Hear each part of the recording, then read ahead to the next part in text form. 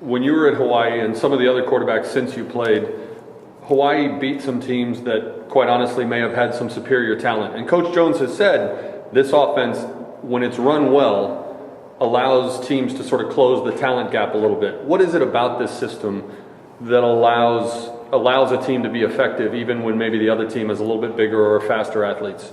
I think it's. I think the sport in itself it's an equalizer. I think on any given Sunday, you hear that term. On any given Sunday, any team can beat anybody. But that's honestly the truth. The game involves a lot of luck, a lot of skill, a lot of teamwork. I mean, this is the ultimate life game. I mean, that's why it's one of the best games. That's why I love it, and that's why I'm probably doing it.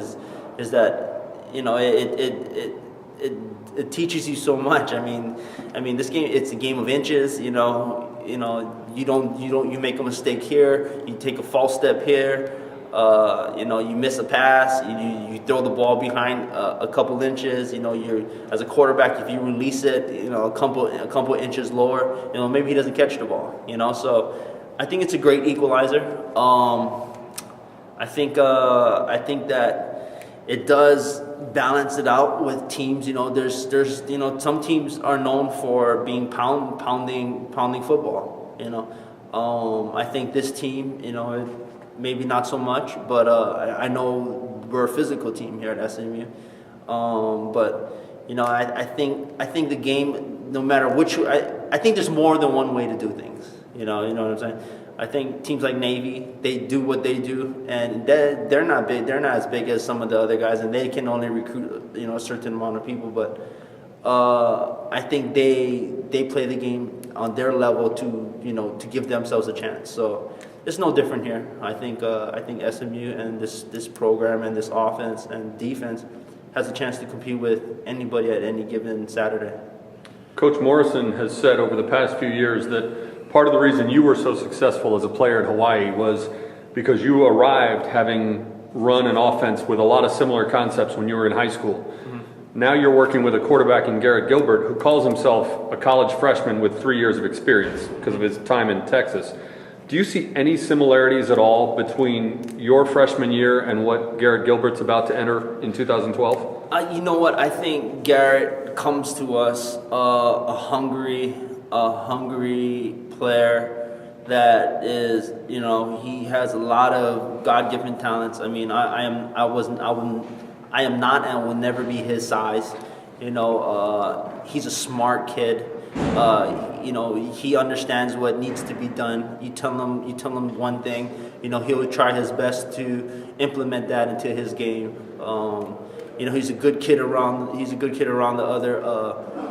his other teammates, and and it shows. So I would say that he has a bigger upside than I have. I mean, I know I came out of a system, and I knew exactly when I was coming out of high school where I wanted to go.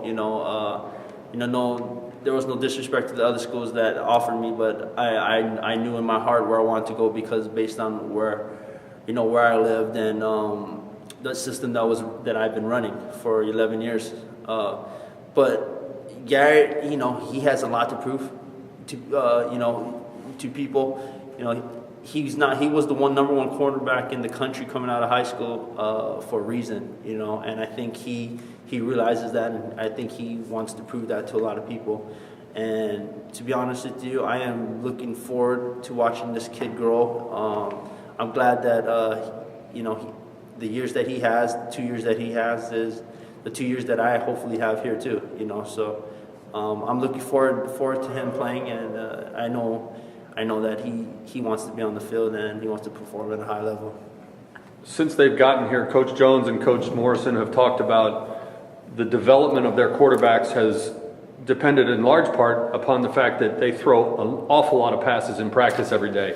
When you first got to Hawaii, did you find that you sort of hit a wall and got tired or got a dead arm at one point? And how do you fight through that sort of thing in your first year in this system? You know what? I thought that maybe gave me my edge because I was used to throwing a lot of balls. I had a great high school quarterback coach that still to this day in Hawaii teaches hundreds and thousands of kids a year on how to throw the football properly, and he runs clinics out there. And I'm proud to say that I was one of the guys that kind of been there with him and did it at an early stage before it blew up to what it is now. And when we got into these camps, I thrived on throwing the ball for 55 minutes in these periods, and I knew that I could go and throw it with, I don't know, whoever wanted to come on that day. I'd throw with, I try to throw with the best of them, and I try to thrive at it, and then it gets you mentally tougher, I think, knowing that you can do that for long periods of time, and then you get into a rhythm. You get more accurate. There's a lot of benefits to it. I mean, I think there's no sacrifice for repetition. You know what I mean? You can't get enough repetitions. And if you were to ask the best of the best in whatever they do today, whether it be basketball, golf, or whatever, I mean, repetitions is the ultimate practice tool. And then you mentioned you've been in this offense 11 years. When you came back to it this summer, started working for Coach Jones here at SMU, how much relearning did you have to do, or did it all just come right back to you like you'd never taken a day off? What's funny is that I was at a high school, and since February, we'll put it this way, since I stopped playing in 08, and then since 09 and 010, I've been at 9, 10, and 11, those years, I've been, just watching a lot of football as much as I could, and I was putting myself in the position as if I was a coach, what kind of decisions would I be making, and I was recalling all the things that coach was saying to me. So then when I got the chance in 2012, this past in the early year of February, in spring, I was implementing an offense at a high school, and we used the same things. We talked the same language.